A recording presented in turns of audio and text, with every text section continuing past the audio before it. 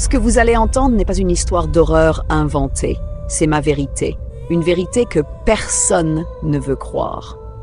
Mais je vous préviens, si vous commencez cette histoire, vous ne pourrez plus faire marche arrière. Tout a commencé un mercredi. Je suis rentrée plus tôt que prévu du lycée. La maison était silencieuse, trop silencieuse. Puis des bruits, des murmures, des soupirs venant de la chambre de mes parents. La porte est entr'ouverte et là j'ai vu ma mère agenouillée devant un miroir immense. Mon père était derrière elle, il tenait une caméra, il la dirigeait comme une actrice, il ne parlait pas, il la regardait et il souriait. Pas un sourire d'amour, non. Un sourire vide, contrôlant, sombre. Je suis partie sans qu'il me voie. Enfin, c'est ce que je croyais. Cette nuit-là, je n'ai pas dormi. Quelque chose en moi avait été brisé ou réveillé. Le lendemain, j'en parle à mes amis, et là, les langues se délient. Ton père, il est bizarre. Il m'a déjà touché l'épaule, il sourit trop fort. Une amie me montre une photo, une sorte de cabane cachée dans notre jardin, enterrée, presque invisible. Je ne savais même pas qu'elle existait. Je suis allée voir. J'ai attendu que mes parents partent. La porte était rouillée, presque collée par le temps. Mais à l'intérieur, c'était tout sauf abandonné. Des écrans, des câbles, des caméras, reliés à toute la maison, à ma chambre, à ma salle de bain, à ma vie. J'ai failli vomir, mes mains tremblaient.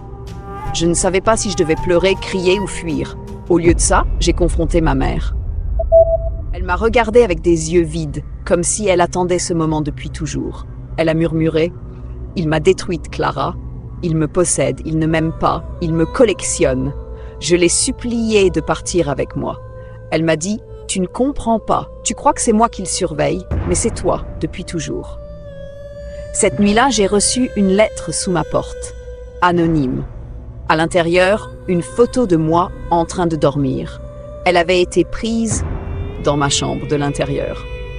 J'ai compris. Mon père me regardait, me filmait, m'écoutait depuis des années. Alors, j'ai décidé de lui tendre un piège. J'ai organisé une fête, j'ai invité mes amis, j'ai allumé toutes les caméras, j'ai envoyé un mail anonyme à la police avec des preuves. Et puis, je suis descendue à la cave, là où tout avait commencé. Je l'attendais, dans le noir, le cœur battant en explosé. Il est entré, il m'a vu, il ne semblait pas surpris. Il a souri et il a dit « Tu es comme moi, Clara ». Je lui ai hurlé qu'il était malade, un monstre. Il s'est approché, lentement, et dans un souffle, il a dit « Tu as regardé, tu as découvert, tu t'es intéressé, c'est comme ça que ça commence ».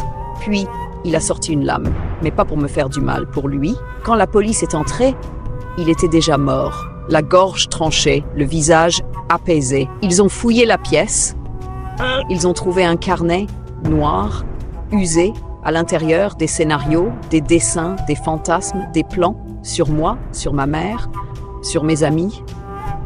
Il préparait tout depuis des années. Aujourd'hui, je vis dans un silence glacial. Ma mère a été internée, elle ne part non plus. Mais parfois la nuit, quand je me regarde dans un miroir, j'entends encore sa voix me murmurer « Tu es comme moi, hein ?» Et je me demande s'il avait raison. Souhaites-tu